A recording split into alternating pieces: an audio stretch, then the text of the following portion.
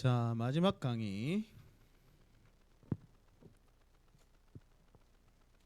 여러분들은 생각할 때 그 목사님들은 이런 강의하고 이렇게 하면은 강의를 많이 하고 막 많이 하고 많이 할수록 되게 목사님은 좋아할 거라고 생각하죠. 아닌가요? 목사님도 빨리 하고 집에 가는 거 좋아합니다. 네. 아니 근데 그 저 보자. 세희는 여기서 딱 보니까 마스크를 끼고 있으니까요. 진짜 세희니 그거 닮았다. 해리 닮았대. 해리. 그 연예인 해리 있잖아요. 그 뭐냐 저기 해리라고 해? 그 그냥 여의 해리 해리 해리 그 뭐죠? 무슨 팀인지 모르겠네. 아 걸스데이인가요? 그 저기 토요일에 그 노래 가사 맞추는 프로그램 나오는. 네네. 완전 쏙 빼닮았어요. 여기서 보니까 연예인을 보고 있는 것 같아. 좋은 이야기죠. 네. 뭐 어쨌든간 연예인 닮으면 이쁘다는 거잖아요. 그 남자들도 연예인 닮았다 이렇게 하면은 잘생겼다는 뜻 아닌가요? 그렇죠? 뭐 연예인을 썩 좋아하는 것이 좋지는 않습니다만 여러분들은 그 아이돌 뭐 이런 거 좋아합니까?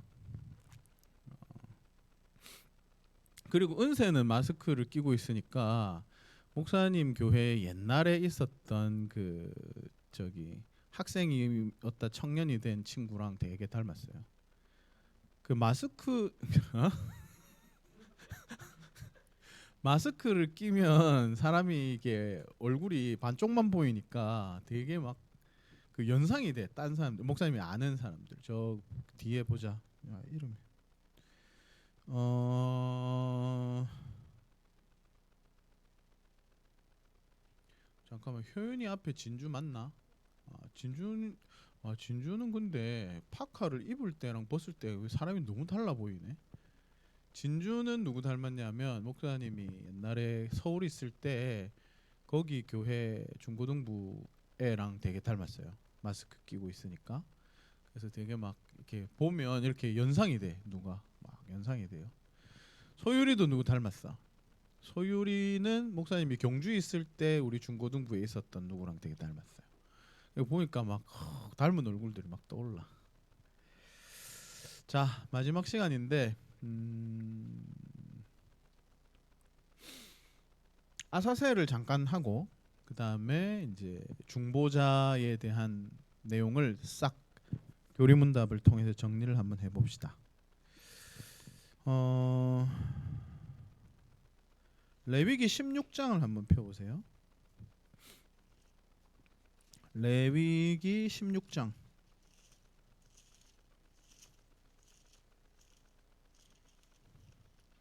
이거는 뭐에 대한 내용이냐 하면 우리가 요 앞에 시간에 뭘 배웠죠? 요 앞 시간에 우리가 이제 기본적으로 목사님이 주제가 뭐라고 했습니까? 가품은 불가능하다. 가품이 불가능합니다. 하나님 앞에 엄청난 죄를 저질렀지만 터무니없는 큰 죄, 우리가 도저히 어떻게 해결할 수 없는 큰 죄를 저질렀지만 사실은 이거는 우리 편에서는 망가뜨릴 수는 있어도 복구가 불가능한 그런 종류의 죄예요. 그런 죄를 저질렀기 때문에 사실은 목사님이 이제 여러 종교를 갖고도 이야기했지만 선을 행함으로 죄에 대해서 갚을 수 있다라는 것은 망상입니다. 사람들이 꾸며낸 이야기예요. 그런 것은 불가능합니다. 그러니까 결국은 망가뜨려진 걸 회복할 수 없기 때문에 죄를 어떻게 할 수 있는 문제가 없음에도 불구하고 방법이 없으니까 사람이 그렇게라도 하는 거죠. 근데 어쨌든 사실은 깊이 생각해 보면 결국에는 가품이라는 것은 불가능하다. 그리고 종교들 중에서는 가품이 불가능하다고 가르치는 거는 기독교밖에 없어요. 그래서 전혀 갚을 수 없는 이런 문제에 대해서 우리가 근데 교리문답의 답을 잘 보니까 12문답에 가품에 대한 이야기를 하고 있더라는 거지. 왜 가품이 가능한 것처럼 얘기를 하나 하면서 보니까 그게 무엇 때문이었어요? 원래 가품이 불가능한데 하나님께서 인생이 죄를 지어가지고 이제 아담과 하와가 그야말로 이제 멸망밖에 남아 있지 않은 상황에서 하나님 편에서 주권적으로 무언가 방도를 마련하셨다는 거죠. 원래 우리는 이제 완전히 멸망해야 되는데 하나님 편에서 방도를 마련하셨더라. 그래가지고 이 타락한 인생들과 그리고 영원히 멸망받아야 될 대상을 분리시키면서 구원자를 보내실 것을 이제 애초에 처음 범죄를 저질렀을 때부터 하나님께서 말씀하셨다. 그래서 이것을 이제 성경에 나오는 제일 첫 번째 복음이기 때문에 보통 이제 뭐 원시 복음 이렇게 부릅니다. 원시 복음이라고 부르기는 하는데 그게 뭐 썩 좋은 표현은 아닌 것 같아요. 원시라는 말이 어감이 별로 안 좋잖아요. 뭐 무슨 첫 복음이라든지 뭐 이렇게 했어도 되는데 하여튼 뭐 용어는 그래요. 용어는 원시 복음이라고 보통 불러요. 처음 복음이 이제 창세기 3장 15절 말씀에 나오죠.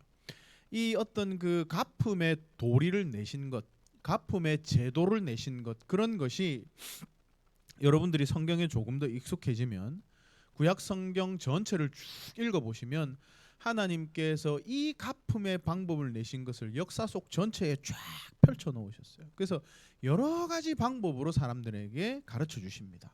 제일 대표적인 게 뭘까요? 가품이라는 게 원래 불가능한데 하나님이 가품이라는 걸 내셨잖아요. 그죠? 자, 갚을 수 있도록 우리 죄를 지었는데 죄에 대해서 하나님이 가품이 있다. 내가 뭘 해서 갚을 수는 없는데 어떻게든 가품이 있다는 것을 알려주시기 위해서 그 역사 속에 하나님이 많은 제도와 방법들을 그림책처럼 보여주셨어요. 자, 내가 죄를 지었을 때 가품이 있다는 걸 보여주는 제일 대표적인 제도가 뭐예요? 구약 성경에서 누가 말했지? 예상이 정답. 제사죠. 그렇잖아요. 여러분 잘 생각해 보세요. 내가 여기서 양을 때려 죽인다고 해서 죄가 없어진다는 건 사실 생각하면 되게 웃긴 일이에요. 안 그래요? 양이 죽는 거랑 나하고 무슨 상관이 있어? 내 죄가. 근데 사실 이것은 뭘 보여주고 있다? 하나님께서 우리의 죄에 대하여 어떤 갚음의 방법을 내신 것을 구약시대 때부터 쭉 가르쳐주고 계신 거지. 그러니까 여러분들이 성경을 읽다 보면 선지서에 이런 얘기가 나와요. 사람의 죄가 황소와 염소의 피로 능히 죄를 사할 수 없다. 이런 말씀이 나옵니다. 구약 성경에. 제사 맨날 드리던 사람들이. 그 왜 그런가 하면 짐승을 죽여가지고 죄가 사해지는 게 근본적으로 아니기 때문이에요. 구약 성경 시대 때 짐승을 때려 죽여서 제사를 드린다고 한들 그것이 우리 죄를 사하진 않아. 그거는 목사님이 좀 전에 얘기한 거하고 똑같아. 내가 착한 일을 한다고 해서 죄가 없어지지 않듯이 내가 짐승을 죽이는 게 죄하고 무슨 상관이 있어요. 그러니까 이거는 보여주기 위한 모형입니다. 실체는 따로 있어. 우리 죄를 없애기 위한 하나님께서 내신 갚음의 방법이 있어요. 그 갚음의 방법을 하나님께서 역사 속에 교육 자료로 보여주신 게 뭐다? 그게 제사 같은 거예요. 그러면 자, 이제 효리미가 죄를 저질렀어.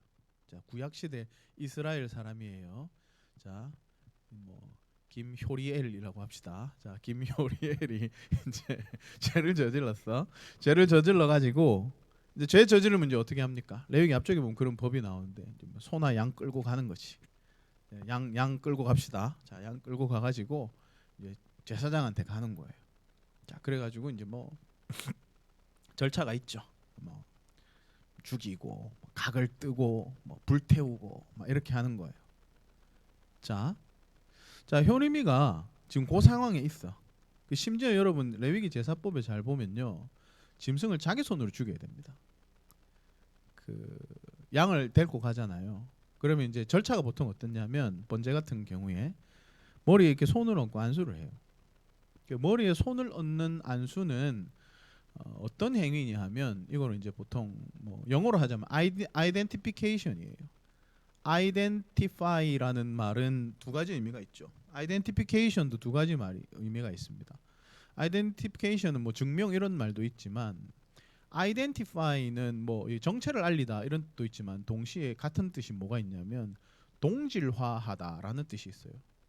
그러니까 얘하고 내하고 여러분 컴퓨터에 보면 동기화가 있죠. 동기화. 그거를 생각하시면 돼요. 클라우드에 있는 자료와 내 컴퓨터에 있는 자료를 이렇게 동기화하잖아요. 그러니까 손을 얹고 안수를 딱 하는 순간 뭐가 된다? 내가 이 양에게 투영되는 거죠. 그러니까 이제 뭐라고 하는 거지? 제사 제도에서 자 효림이가 이제 양을 끌고 왔어. 자 끌고 와서 손을 얹고 딱 안수를 해요. 그러면 이제 뭐가 된다? 이 양이 나야. 이 양이 나예요 이제. 그렇게 하고 효림이가 어떻게 해야 되냐면 섬찟하겠지 실제 하면 칼을 갖고 와서 양을 팍 줄러 죽이는 거예요. 그럼 지금 누가 죽은 거예요, 효림아? 네가 죽은 거지. 여러분 이걸 실제로 한다고 생각해 보세요. 굉장히 섬찟할 것 같지 않아요? 내가 죄를 저지르면 어떻게 돼야 된다고? 지금 이 죽은 게 나란 말이에요. 엄청 무시무시한 일이잖아. 내가 죄를 저지르면 내가 저렇게 죽고 저렇게 멸망당해야 된다는 걸 굉장히 시각적으로 강력하게 딱 보여주는 게 제사제도예요. 그럼 가가지고 죄 양 찔러 죽여가지고 이제 찔러 죽인 다음에 배를 갈라가지고 내장을 다 꺼내고 말입니다. 이렇게 펼쳐가지고 그걸 이렇게 제단에 올려놓고 불 태워가지고 확 불사지른다고. 제사를 그렇게 한단 말입니다. 그러니까 제사제도는 가서 이제 뭘 보게 되냐면 와, 죄 지으면 저래 되는 거네. 내가 절단 나는 거구나. 그걸 배우는데 이제 동시에 뭘 알게 된다? 양 죽이는 게 사실 내 죄 사해지는 거하고 아무 상관도 없는데 하나님이 이렇게 하면 죄가 사해진다고 말씀하신 이유는 하나님이 갚음의 방법을 내셨고 요거는 그거를 보여주기 위한 어떤 교육 자료입니다. 아시겠죠? 구약의 백성들은 이것을 이미 알고 있었어요. 황소와 염소의 피가 능히 죄를 사하지 못한다고 말씀하는 걸 알고 있었다고. 교육 자료예요. 그 이제 실체가 있겠죠. 실체가. 본체. 진짜 나의 갚음을 하는 어떤 대상이 있는 거죠. 그걸 이제 우리가 이렇게 살필 건데. 자, 그러면 요런 식의 어떤 제사처럼 보여주는 그게 이제 레위기 16장 보시면요.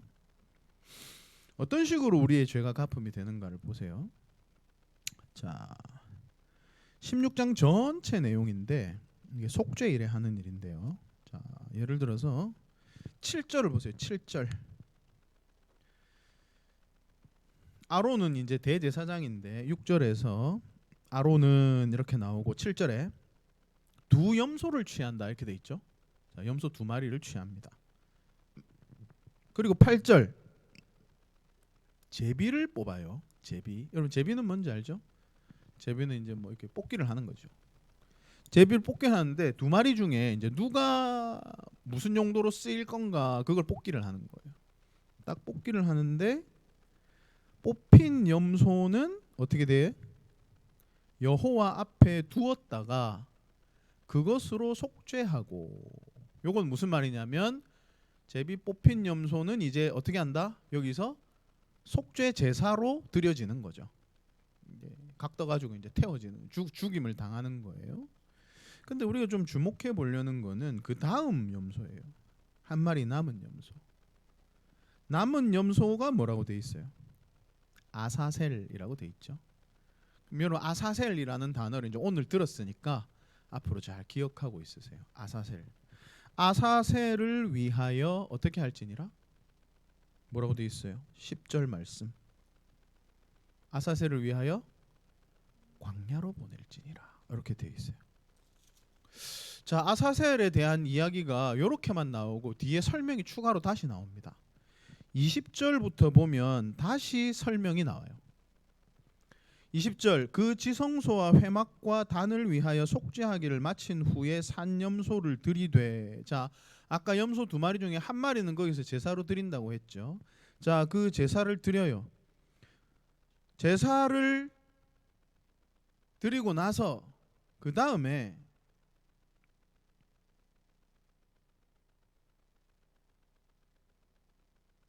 아니군요. 잠깐만, 제가 지금 잘못 읽었어요.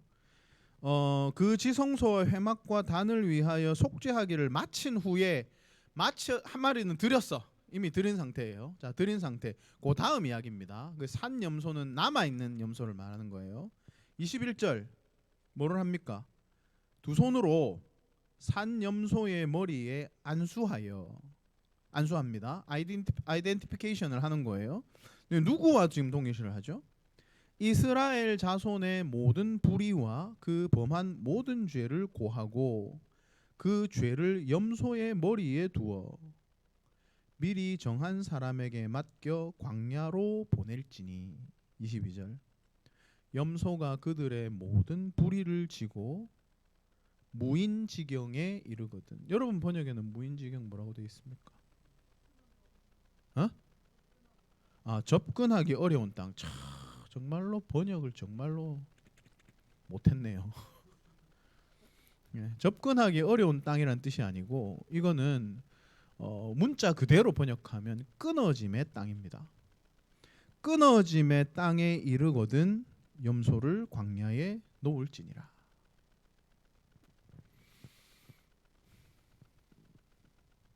왜 한 마리는 광야에 놓을까요? 좀 전에 뭘 했어? 아이덴티피케이션 했죠. 이스라엘 백성들을 이제 대신해서 그들의 좋은 점을 동기화했나요? 뭘 동기화했어요? 그들이 지은 모든 불의와 악을 동기화했어요. 그리고 나서 아사셀을 광야로 보내요. 그 광야에 풀어놓는 땅을 뭐라고 부른다? 끊어짐의 땅. 유신아, 왜 광야에 풀어놓을까 염소를? 해방인가? 자, 광야에서 잘 먹고 잘 살아 이런 걸까? 뭘까요? 응? 영세 생각엔 어때?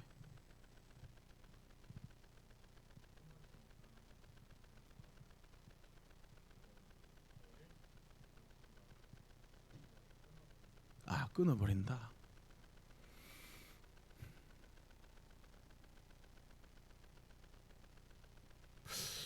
용도가 있습니다. 아사셀의 용도. 아사셀의 용도는 여러분 짐승들의 밥이 되는 거예요.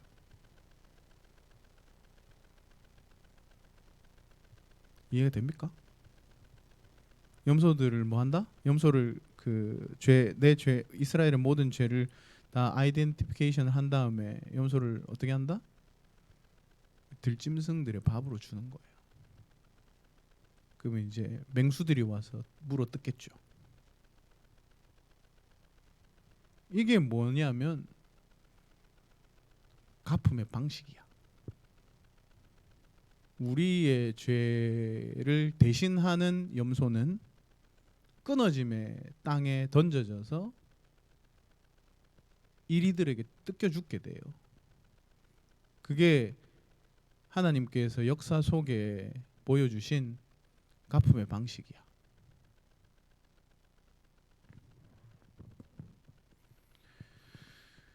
여러분들 하이델베르크 교리문답 책 없죠?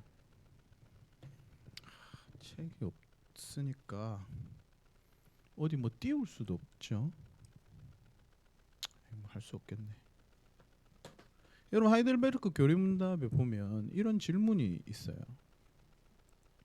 예수님께서 십자가에 죽으신 것은 달리 무슨 의미가 있습니까? 예수님 왜 십자가에 죽으셨을까? 이거 아사셀하고 관계 있는 거예요. 신명기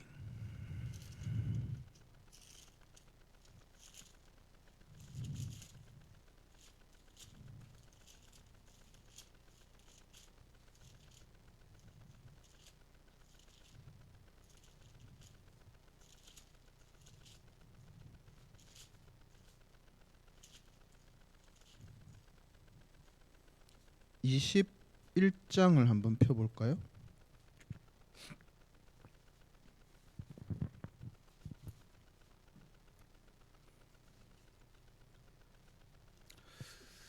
자, 재영이가 한번 읽어봐 주세요. 21장 22절 23절.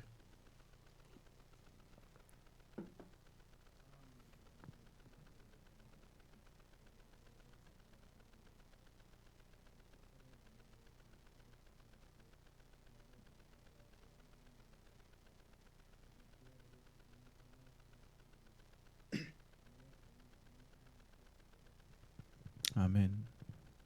자, 사람이 무슨 죄를 저질러서 이제 사형을 시켜서 죽이게 될 때 그때 시체를 나무 위에 매달아 두는 풍습이 있습니다. 나무 위에 매달아 두는 풍습이 있는데 여기 지금 이거를 그 다음 날까지 매달아 두지 말라고 했죠. 땅이 더러워지니까. 그죠? 그렇게 하면서 나무에 매달려서 죽어서 나무에 매달리는 사람에 대해서 설명이 나와 있어요. 이스라엘 나라에서 나무에 매달려서 죽은 사람은 뭘 나타낸다? 하나님께 저주를 받은 거다. 그렇게 나와요. 여러분 성경이 쓰여 있으면은 좋은 성경이고 안 쓰여 있으면 지금 쓰세요. 갈 3장 13절. 갈라디아서 3장 13절. 자, 재영이가 읽었으니까 재영이가 마무리합시다. 갈라디아서 3장 13절도 읽어봅시다. 신약 성경입니다. 저기 동생들 조금 찾는 시간 약간 줬다가 갈라디아서 3장 13절 읽어보세요.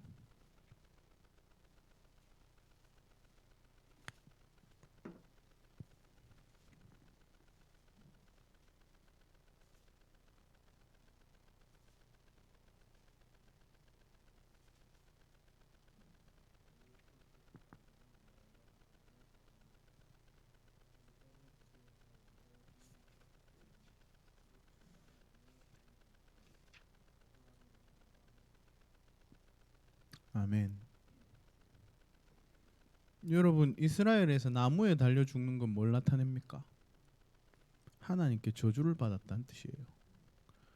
그래서 하이델베르크 교리문답에 보면 예수님께서 십자가에서 달려 죽으신 것은 무슨 의미가 있습니까? 라고 하고 나서 이 본문이 관주로 나오고 예수님께서 십자가에 못 박혀 죽으신 것은 하나님의 저주를 받아 죽은 것임을 나타냅니다. 이렇게 돼 있어요. 예수님의 죽음이 뭐라고요? 여러분 그래서 십자가와 예수님의 죽음을 그냥 나를 대신해서 이 정도로만 생각하면 안 됩니다. 나를 대신해서 정도가 아니에요. 십자가에 예수님이 죽으신 것은 하나님의 저주를 받아 죽으신 거예요. 하나님께서 죄를 향하여 쏟아부으시는 모든 진노와 저주가 다 십자가에 달리신 예수님께 쏟아졌기 때문에 뭐가 가능하게 되었다? 우리의 갚음이 가능하게 된 거예요. 이걸 보여주기 위해서 구약시대 무슨 제도가 있었어? 아사셀이 있었어요. 아사셀 염소 누구 나타내는 거다? 예수님입니다. 뭐 해서? 우리 세례 때 뭐 배웠죠? 예수님이 아까 세례 받을 때 뭐 했다고 했어요? 백성들과 똑같이 됐죠? 아이덴티피케이션. 그죠? 끌려가서 광야에 버려져서 맹수들에게 밥이 되었어요. 찢겨 죽는다고. 사람들의 죄를 지고. 이거예요. 십자가에 죽으신 이유가. 갚음의 방식이 뭐냐? 갚음의 방식은 우리가 앞에서 하나님의 공의에 대해서 살폈듯이 방법이 이것뿐입니다. 자, 방법이 이것뿐임을 여러분 한번 보세요. 일단 그 여러분 강의 안에 이렇게 보시면 4강이죠 지금. 잠깐만 이게 그렇죠. 4강이 제일 마지막 페이지죠. 그러니까 14쪽 15쪽입니다. 첫 번째가 뭡니까? 자, 우리가 이제 앞에 갚음에 대한 문제를 지금 우리가 다루고 있는데, 자 이제 우리의 죄를 해결함을 어떻게든 받아서 구원을 얻으려고 하는데 이제 질문을 하는 거죠. 질문을. 자, 13문답 같이 읽어보겠습니다.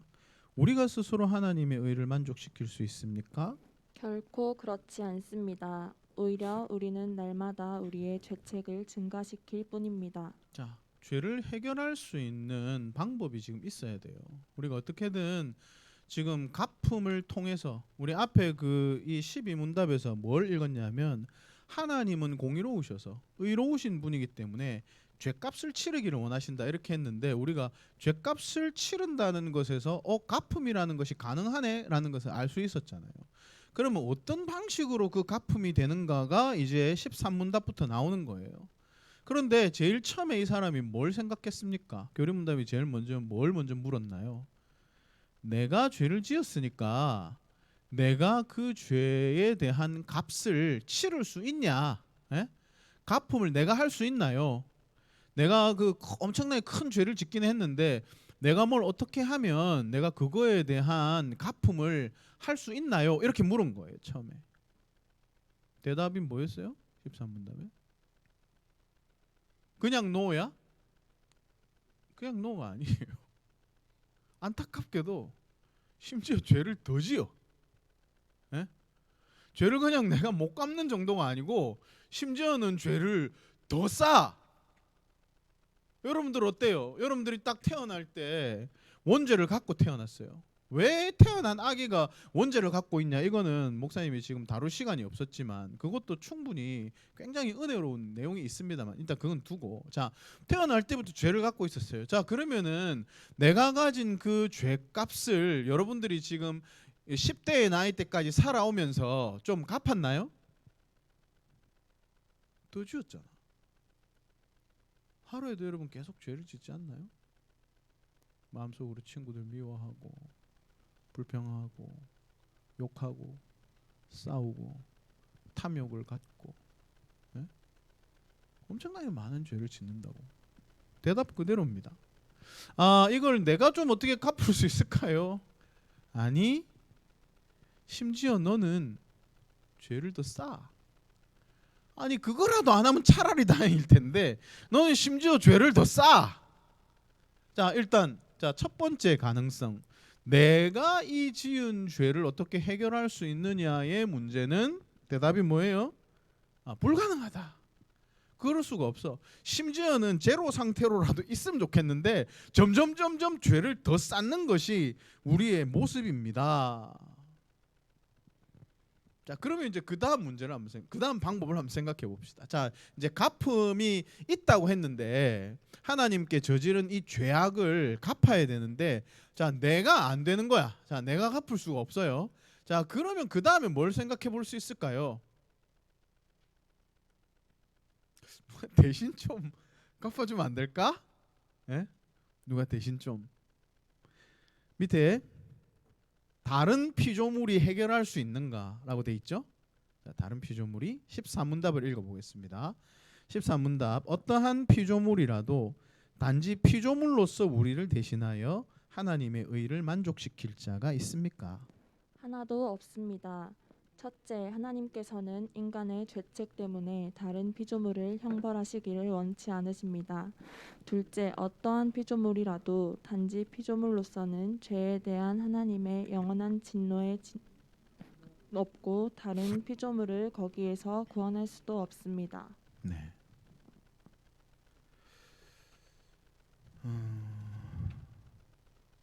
그 여러분들 그 뭐 학교를 다니면서나 혹은 뭐 친구들을 통해서 혹은 뭐 그냥 여러분들이 생각으로도 할 수 있는 게 안 믿는 사람들은 이렇게 쉽게 얘기할 수 있습니다. 기독교 순 사기네 사기. 저렇게 죄를 많이 짓는 놈들이 말이야.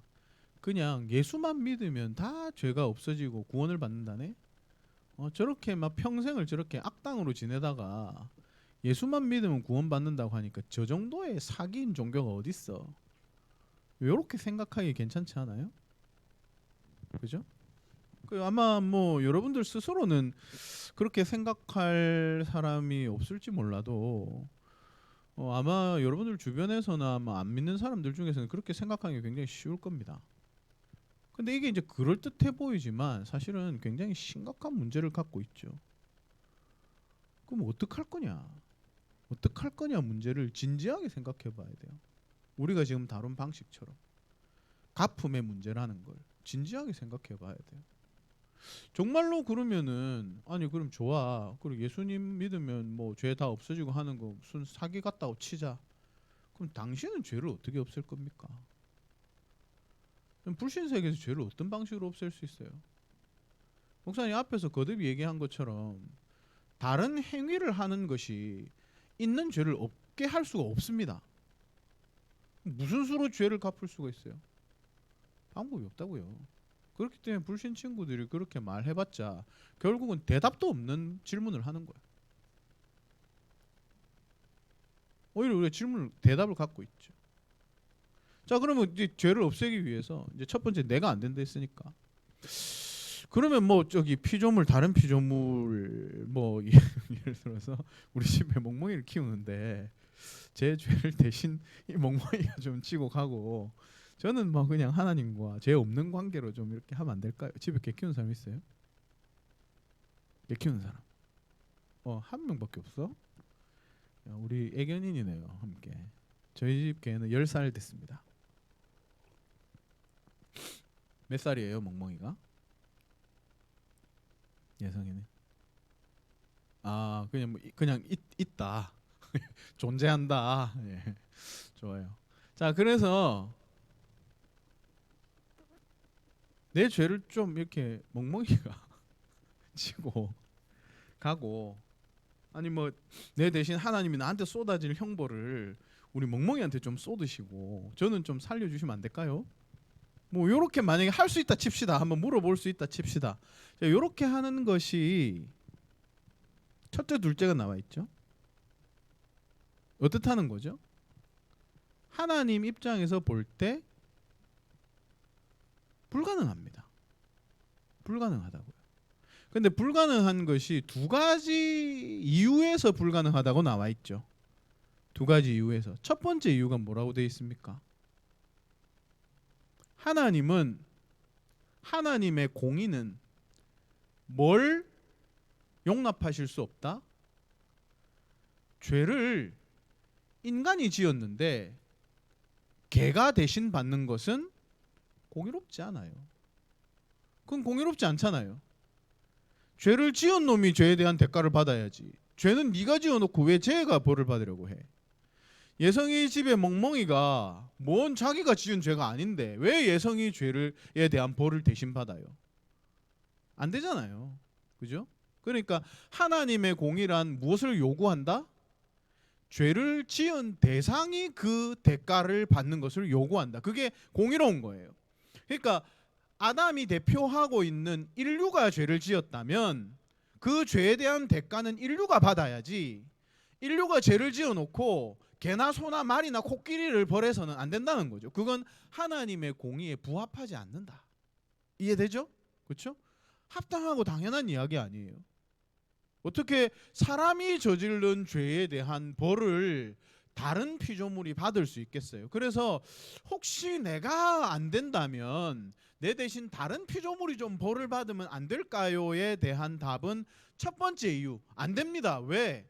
하나님의 공의는 죄를 지은 그 대상이 벌을 받는 것을 요구하기 때문에.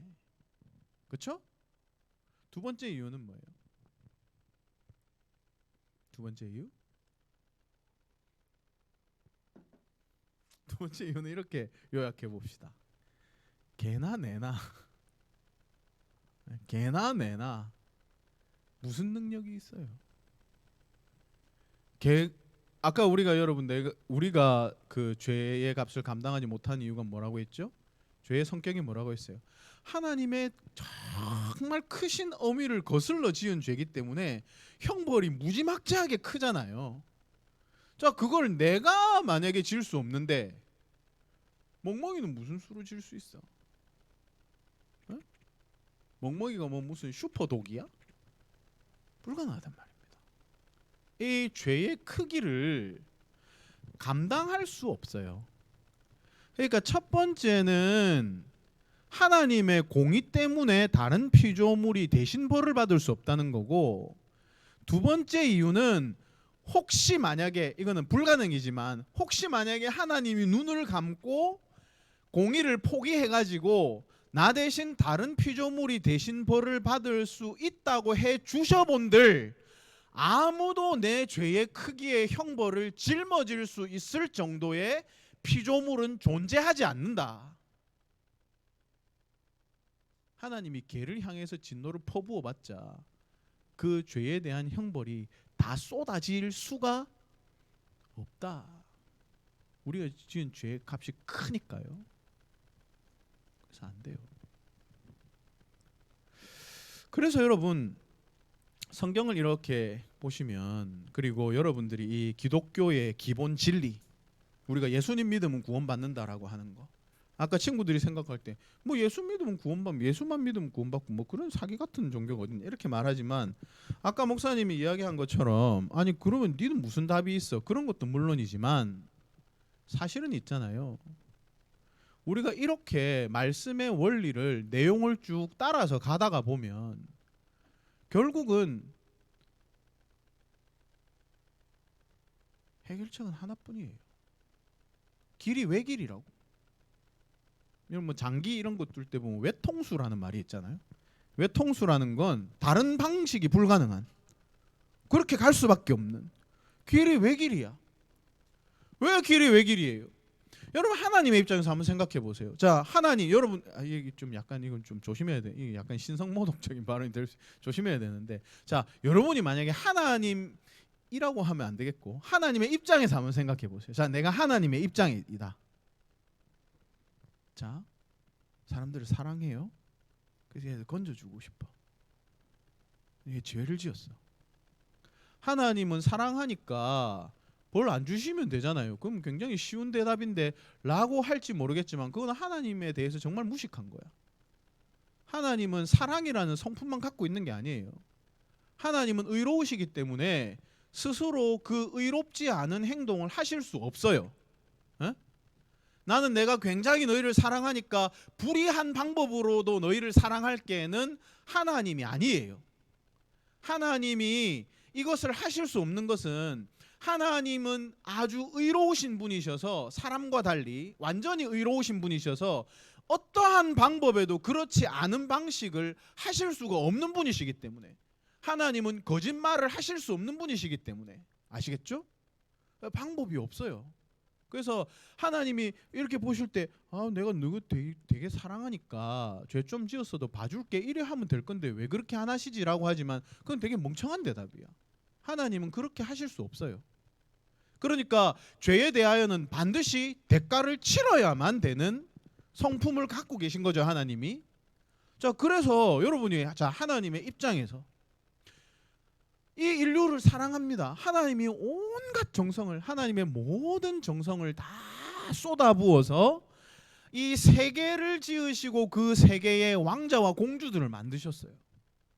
그래서 얘들을 정말로 하나님과 교제하면서 하나님과 영원한 낙원을 함께 누리고 싶은 그런 대상자로, 그냥 아침에 와서 7시 10분만 되면 사랑합니다 이렇게 하는 로봇이 아니고 자의를 갖고 하나님과 교제하고 사랑을 나누는 존재로서 그렇게 사람을 딱 지었는데 얘들이 망한 거야. 죄를 지어가지고 하나님 실소 이렇게 하면서 하나님 목 달라고 하다가 쫓겨나가지고 저 낙원에서 추방당한 상황에 있는 거예요. 얘들을 지금 건지고 싶으신 거지, 하나님이. 자, 여러분이 하나님의 입장에서 어떻게 건질 수 있나요? 어떻게 건질 수 있습니까? 세상 사람들은 하나님의 성품을 모르기 때문에 자꾸 헛소리를 해요. 아까 말한 것처럼 그냥 뭐 없는 걸로 쳐주면 안 되냐라든지 다른 방식이 여러분 있나요? 지금 목사님이 앞에 쭉 설명해 준 내용, 나도 갚을 수 없고 피조물도 갚을 수 없고 그건 하나님의 공의 때문이고, 그리고 또 뭐 이렇게 이야기를 쭉 들었잖아요.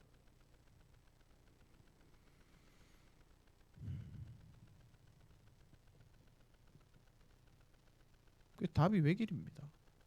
무슨 방법이 있어요? 여러분 답을 알겠습니까? 우리 조금 전에 봤던 14문답을 따라서 여러분 한번 대답해 보세요. 첫째, 하나님의 공의는 인류가 저지른 죄악을 다른 피조물에게 벌을 내리시는 것으로 해결하고 해결하실 수가 없다. 그러면은 이 갚음을 시행할 대상자는 반드시 누구여야 합니까? 인간이어야 됩니다. 심지어 하나님도 인간이 아니면 이렇게 하시면 안 된다고. 그럼 하나님의 공이 어긋나요. 아까 멍멍이 이야기했지만 멍멍이 아니라 하나님이라도 자 내가 하나님이니까 자 그럼 내가 막 그냥 사람 죄는 없던 걸로 할게. 안 된다고요. 사람이 저지른 죄를 사람이 받아야 돼요. 그러면 이 갚음을 이룰 수 있는 분은 반드시 누구여야 한다? 인간이어야 됩니다. 근데 여러분 만약 인간이면 어때요? 둘째를 할 수 없죠. 둘째는 뭐야? 능력이 없는데 갚을 수 있는 능력이 없어요. 멍멍이도 갚을 수 있는 능력이 없지만 나도 갚을 수 있는 능력이 없고 효림이가 지은 죄를 소율이가 못 갚아줘요. 에? 소율이가 만약에 죄가 0이라고 해도 효림이의 죄를 못 갚아줘요. 왜? 그런 능력이 없어. 멍멍이하고 똑같아. 멍멍이가 하나님의 그 죄를 향한 진노를 다 멍멍이가 질 수 없듯이 소율이도 못 진다고. 무슨 수로 지겠어요? 근데 심지어 이제 소율이는 지 죄도 있지. 자기 죄도 있고 뭐 아우 제가 효림이를 위하여 희생하겠어요. 하나님 제가 그냥 지옥의 형벌을 2배로 받고 효림이를 얻게 해주세요 하면 하나님이 야 니도 니 것도 다 못 갚아 그렇게 말씀하시겠죠. 그래서 둘째는 뭐 해야 한다? 갚음을 할 수 있으려면 누구여야 한다? 그 능력을 가지려면 하나님이어야 됩니다. 하나님만 할 수 있습니다. 이 무한한 크기의 죄를 갚으려면 하나님만 그걸 할 수 있다고요. 그러니까 여러분 이것 때문에 목사님이 아까 말한 것처럼 길이 왜 길이에요? 외통수예요. 외통수. 길이 왜 길이야? 하나님께서 사람을 건지려고 하셨을 때 물론 우리가 생각할 때는 편한 방법으로 하면 되지라고 할 수도 있겠죠. 불행히도 편한 방법이 없어요. 편한 방법이 없다고. 방법이 하나뿐이에요. 뭐 하는 거? 갚음을 할 수 있는 분이 누군가 와야 되는데 나도 안 되고 피조물들이 안 되니까 그분이 반드시 누구여야 한다? 한편은 사람이고 한편은 하나님이어야 돼요. 예수님이 왜 이렇게 오셨는가라는 것에 대한 답이죠. 15쪽 15문답 같이 읽어봅시다. 그렇다면 우리는 어떠한 중보자와 구원자를 찾아야 합니까? 의로운 분이시나 동시에 참 하나님이고 모든 피조물보다 능력이 뛰어나실 분입니다. 아멘. 우리는 어떤 중보자와 구원자를 찾아야 되나요? 참 인간이신 분. 동시에 어떤 분이신 분? 참 하나님이신 분. 그렇죠? 자, 그분이 누구시냐? 18문답. 그러나 누가 하나님이시며 동시에 참 인간이고 의로우신 그 중보자입니까?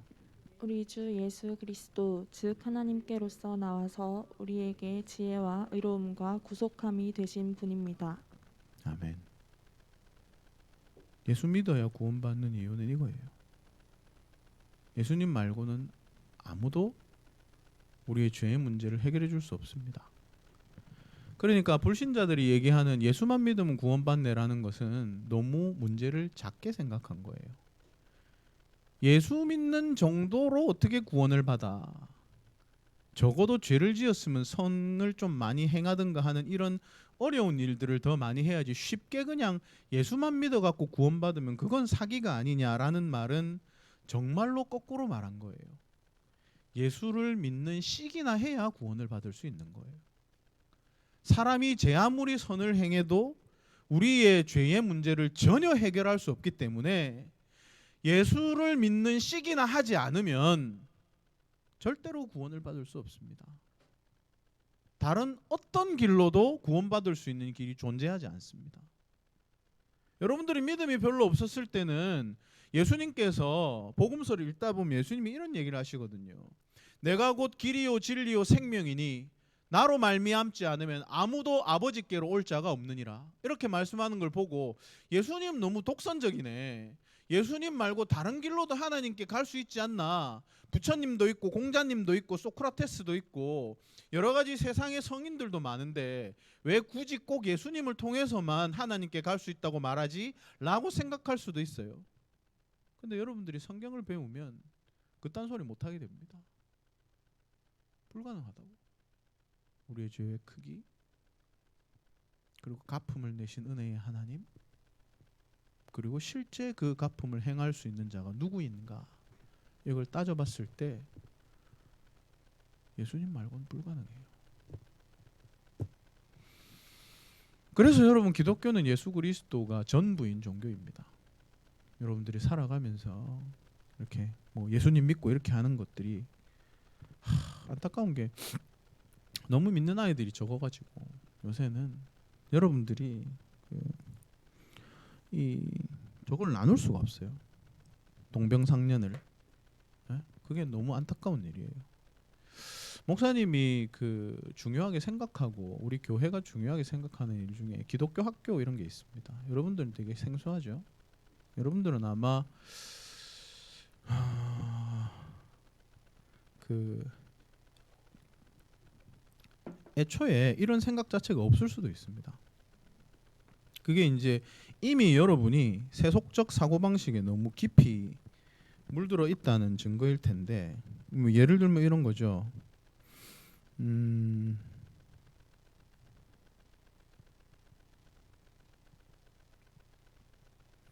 여러분들이 학교 생활을 하거나 뭐 이런 기타 삶을 이렇게 살아가면서 여러분들이 주로 이제 생각하고 관심을 기울이고 있는 게 보통은 공부 아닌가요? 공부?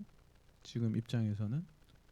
그러니까 어떤 면에서는 이제 여러분들은 공부에 대해서는 많은 관심을 갖고 있고 많은 주의를 기울이면서 살고 있을지도 몰라요. 근데 여러분, 그렇게 하는 자체가 이미 여러분들이 세속에 이미 너무 많이 흠뻑 빠져 있는 거죠. 여러분, 이런 생각 해본 적 있어요? 여러분들 중에 학교 다니면서 혹시 한 명이라도 왜 학교에서는 성경을 가르치지 않지? 이런 질문 해본 적 있어요? 왜 학교에서는 하이델베르크 교리문답 같은 거 가르치지 않지? 이런 거 생각해 본 사람 있어요? 없죠? 왜? 안 가르치는 게 당연한 거니까. 근데 여러분, 사실은 기독교 역사를 쭉 살펴보면 그것 때문에 교회들이 정말 오랜 시간 동안 투쟁해온 교회들이 많습니다. 쉽게 말하자면 이런 거예요. 목사님이 조금 전에 기독교 학교라고 말했는데 쉽게 말하자면 이런 거예요. 여러분들이 어릴 때 초등학교를 처음 들어가고 그 다음 중학교, 고등학교 이렇게 다니는 동안 여러분들이 교회에서만 말씀을 배우는 게 아니고 학교에 가면 학교의 과목과 정규 프로그램 안에 신앙적 과목들이 다 들어가 있는 학교가 있는 거죠. 그냥 그 뭐 무슨 형식으로 있는 거 말고 뭐 채플이 있다 이런 정도 얘기하는 게 아니고, 여러분들이 수학 시간에 딱 들어가면 수학 선생님이 와서 하나님이 창조하신 수를 보라 이렇게 하면서 막 가르치고, 예? 막 과목 중에 막 기독교 고전 읽기 이런 거 있고, 예? 이제 고등학교 이제 저 한 도훈이 나이 정도 되면 이제 히브리어 강좌 수업 시간에 저는 이제 성경 언어를 좀 익히기로 했어요 이렇게 하면서. 여러분, 그런 학교들이 기독교 그 외국에는 많이 있을 뿐만 아니라 부모님들이 아예 그렇게 하지 않는 학교를 아예 보내지 않는 부모들이 많습니다.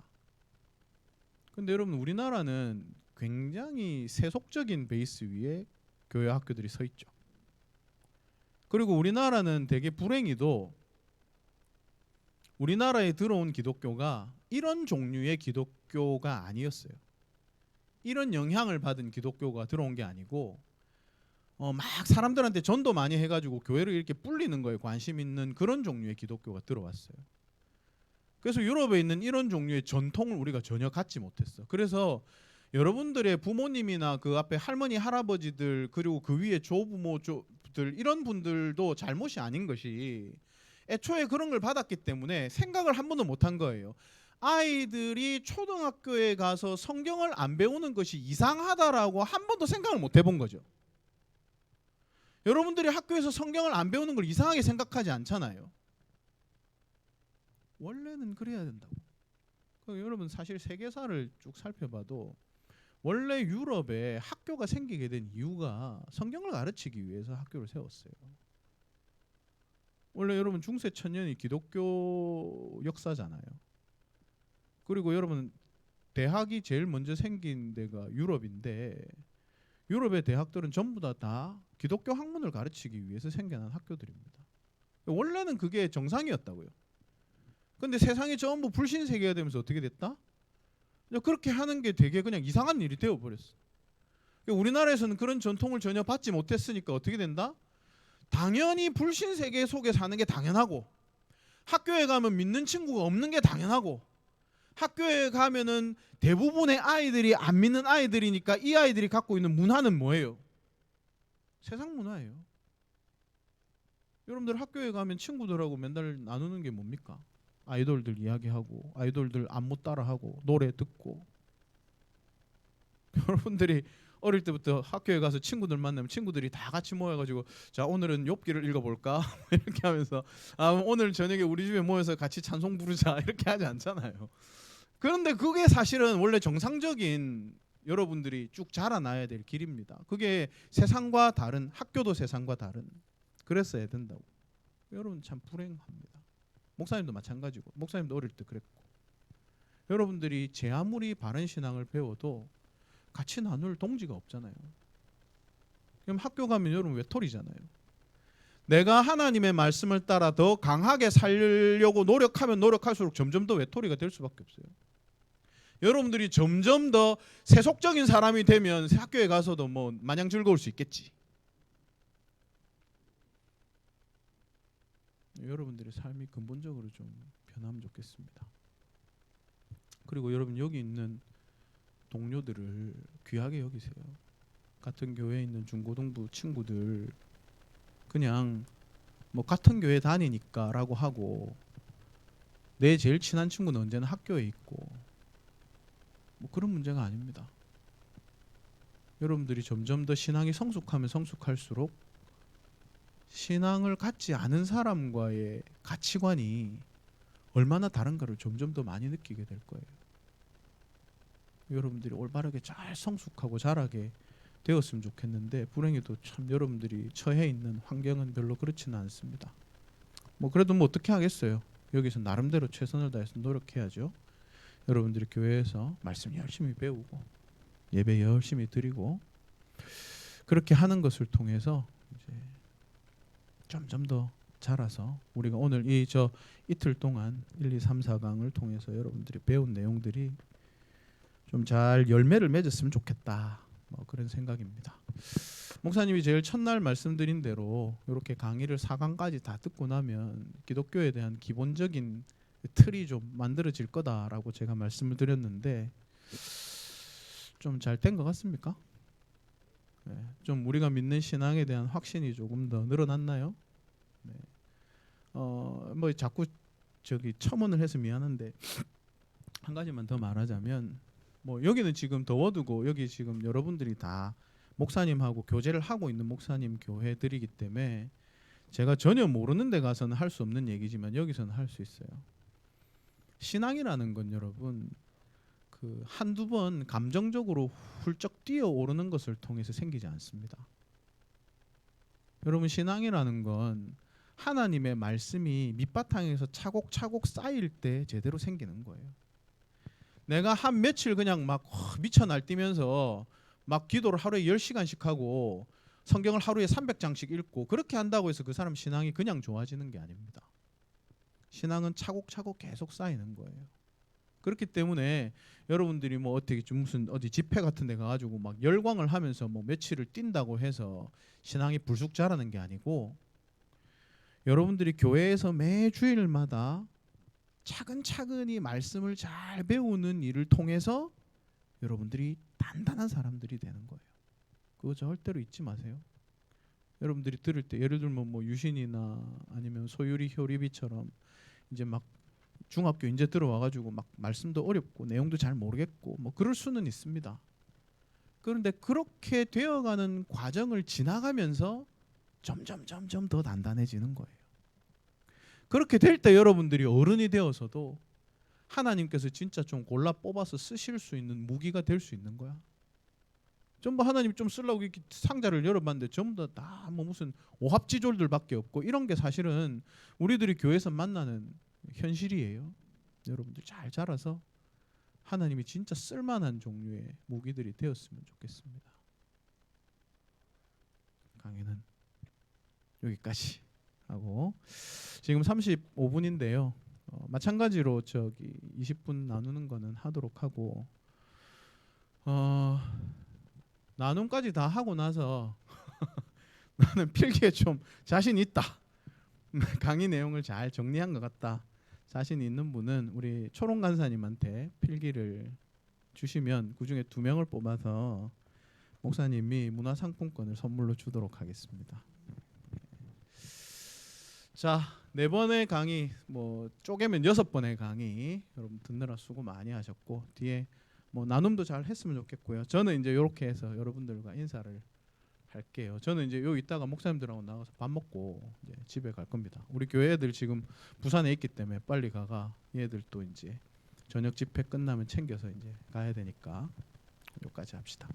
기도하고 전체 강의를 마치겠습니다. 하나님, 우리가 살아가는 동안에 하나님께서 우리들을 향하여 행하신 일을 깨닫지 못하고 지나가는 시절이 너무 많습니다. 말씀을 듣고 예배를 드리는 것 같지만 사실은 의미 없이 그냥 앉아 있거나 넘어가는 시간이 너무 많습니다. 하나님, 그렇지만 우리가 복음을 듣고 배우게 될 때 우리를 향하여 행하신 하나님의 이해할 수 없는 지극히 놀라운 이 일들은 우리를 경악하게 하고 떨게 만들고 두렵게 만듭니다. 하나님, 우리 이 중고등부 친구들이 하나님의 말씀으로 잘 연단되어서 하나님의 말씀의 깨달음들이 이 친구들을 잘 인도해서 남은 평생의 삶을 살아갈 때 주의 군사로 잘 설 수 있도록 도와주시옵소서. 우리의 부족이 하나님의 은혜를 가리지 아니할 수 있도록 하나님께서 우리를 충분히 감동시키실 수 있도록 우리의 삶이 늘 거기에 서 있게 되기를 소망합니다. 주여, 우리 아이들을 붙들어 주시옵시고 날마다 이 수련회가 끝나고 현실의 삶으로 돌아간 그 시간에도 우리의 결심을 늘 붙드셔서 하나님의 말씀과 함께 걸어가기로 늘 작정하는 우리 친구들 되게 하여 주시옵소서. 이 시간 동안 함께 하신 하나님 감사드리옵고 영광을 올려드립니다. 구주 예수 그리스도 이름으로 기도드리옵나이다. 아멘.